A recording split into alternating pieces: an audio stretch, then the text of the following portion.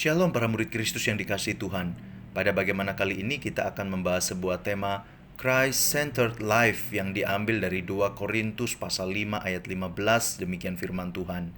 Dan Kristus telah mati untuk semua orang supaya mereka yang hidup tidak lagi hidup untuk dirinya sendiri, tetapi untuk Dia yang telah mati dan telah dibangkitkan untuk mereka.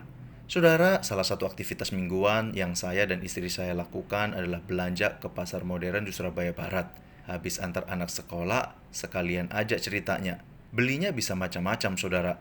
Tetapi biasanya kami juga membeli ayam. Diolah jadi apa? Cukup variatif. Kadang chicken popcorn, kadang katsu, teriyaki, pernah digoreng bumbu kuning, atau ayam bumbu kecap. Saudara, apa yang saya mau ceritakan dari rutinitas ini yaitu berkaitan dengan keberadaan ayam yang sepenuhnya menjadi milik kami setelah kami membayar harga dari daging ayam tersebut. Ayamnya mau diolah apa? Tentu sesuai dengan keinginan kami. Saudara, analogi ini memberikan penggambaran tentang hidup kita yang sebenarnya sudah ditebus atau dibeli dari kuasa maut oleh Allah melalui Yesus Kristus.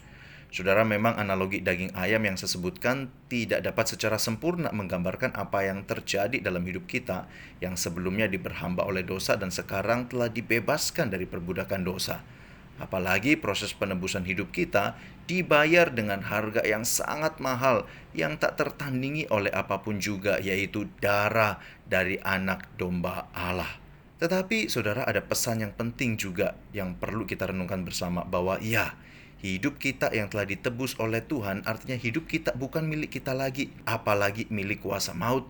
Tetapi hidup kita yang ditebus ini menjadi milik Tuhan. Dan jika hidup kita ini milik Tuhan, artinya tujuan hidup kita dan bagaimana kita menjalani hidup harus seturut dengan kehendak dari pemilik kehidupan kita.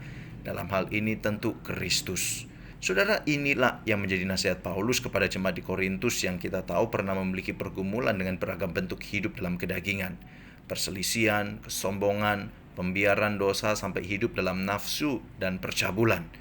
Paulus menasihatkan mereka supaya mereka hidup berpusat pada Kristus, meninggalkan dosa, dan benar-benar mengabdikan hidup mereka pada Tuhan yang telah menebus mereka. Saudara, nasihat yang sama ditujukan kepada kita saat ini. Apakah kita sudah menjalani hidup sesuai dengan apa yang Tuhan kehendaki? Dan apakah tujuan hidup kita sudah sesuai dengan apa yang Tuhan kehendaki? Sebagai pemuda misalnya, apakah kita sudah menjalani hidup dalam kekudusan sesuai dengan kemauan Yesus? Sebagai suami atau istri, apakah kita sudah memperlakukan pasangan sesuai dengan kemauan Yesus? Suami mencintai istrinya dan istri menghormati suaminya. Sebagai orang tua, apakah kita sudah menjalankan pola asuh anak yang sesuai dengan apa yang Yesus kehendaki?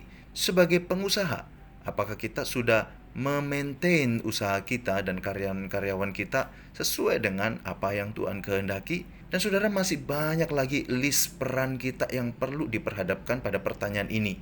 Apakah yang saya lakukan sudah sesuai dengan kehendak Yesus sebagai Tuhan yang memiliki hidup saya? Dan apakah tujuan hidup saya berpadanan dengan apa yang Dia kehendaki? Saudara, kiranya refleksi Christ-centered life, hidup yang berpusat pada Kristus, membawa kita semakin menyadari bahwa hidup kita telah ditebus dan menjadi kepunyaan Allah.